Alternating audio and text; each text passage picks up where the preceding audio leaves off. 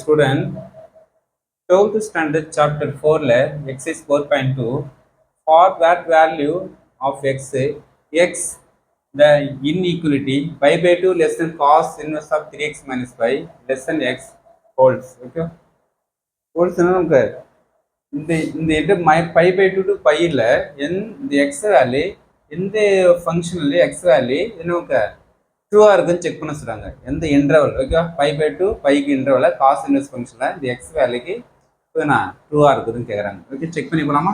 Okay, first கொடுத்துரு கொஸ்டினை complete பண்ணிட்டோம். இந்த காசு இன்சைடு இருந்தால் காசாக மாறும், இங்கே இந்த சைடு காசாக மாறும். ஓகே, இப்போ காசு இன்வெர்ஸ் போனால் காசாக மாறும், இங்கே போனால் காசு பை. நெக்ஸ்ட் நமக்கு ஒரு கோடில் நான் 0 pi by two pi 3 pi by two நமக்கு வேல்யூஸ் தெரியும். Next 2 by.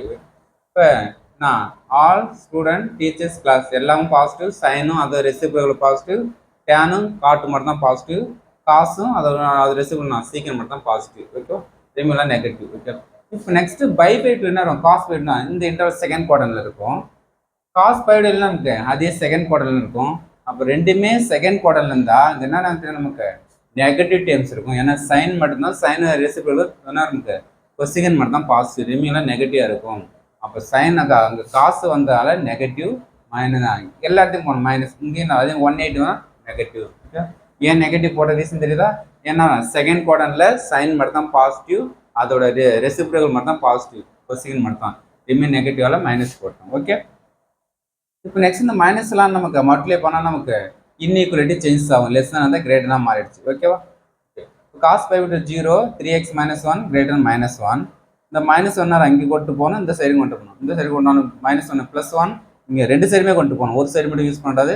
அப்போ 0 + 1 -1 + 1. ஓகே, அப்போ 1 greater 3x greater -1 + 1 0 ஆகிடும். ஓகே, இப்போ நெக்ஸ்ட் அப்படியே சேஞ்ச் பண்ணியது, ஏன்னா 0 லெஸ் அது இந்த ஃபார்மேட்டிவ்னா ரிவர்ஸில் ஏறும். 0 less than 3x less than 3 divide பண்ணால் 0/3 0 x 3x by 3 3 cancel x இருக்கும் 1/3. இப்போ therefore x belongs to 0, 1/3 நமக்கு என்ன நமக்கு இதோட ட்ரூவாக இருக்கும். அந்த இன்டர்வல் 0, 1/3 அந்த இன்டர்வல் தான் நம்ம அந்த result it is a true. Okay, thank you student.